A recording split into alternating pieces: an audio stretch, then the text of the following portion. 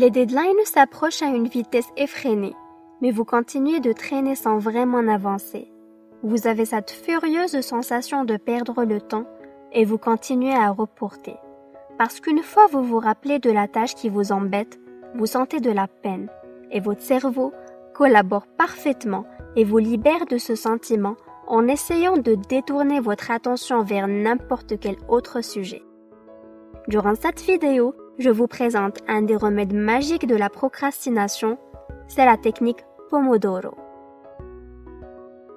La technique a été inventée par Francisco Cerrillo, qui souffrait comme tout un chacun de la procrastination, mais décide de prendre les choses en main par d'abord comprendre pourquoi.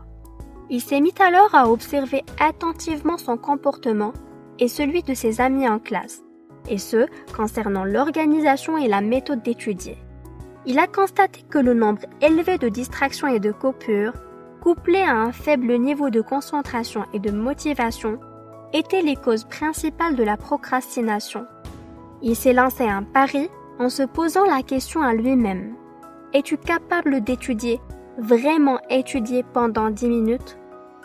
Afin de chronométrer le temps, il a trouvé dans sa cuisine une minuterie en forme de pomodoro, tomate en italien, d'où le nom de la technique qui depuis est utilisée partout dans le monde. Le principe est très simple. Choisir le projet sur lequel vous voulez travailler, rester à l'abri de toutes sortes de distractions en mettant en mode off toutes les notifications et ce pour une durée de 25 minutes. Durant ce temps, il faut rester concentré. C'est un défi que le cerveau va trouver facile puisque c'est uniquement 25 minutes après tout, c'est faisable. Malgré les tentatives, il faut vraiment résister durant ce temps. Une fois terminé, vous avez droit à une pause de 5 à 10 minutes, là où vous pouvez faire tout ce que vous voulez. Mais attention, si par exemple vous étiez en train d'écrire un rapport sur un sujet donné, durant la pause, vaut mieux éviter d'aller taper des messages encore sur WhatsApp ou Facebook. Parce que dans ce cas, vous êtes en train de mobiliser toujours la même partie du cerveau, alors que l'idée de base, c'est de lui donner du repos pour qu'il puisse mettre les idées dans l'ordre et consolider les informations retenues, parce que le repos fait partie aussi du processus d'apprentissage. Vaut mieux alors faire une activité physique, écouter de la musique, préparer un café ou du thé, bref tout, sauf continuer d'écrire. Vous vous posez la question pourquoi 25 minutes?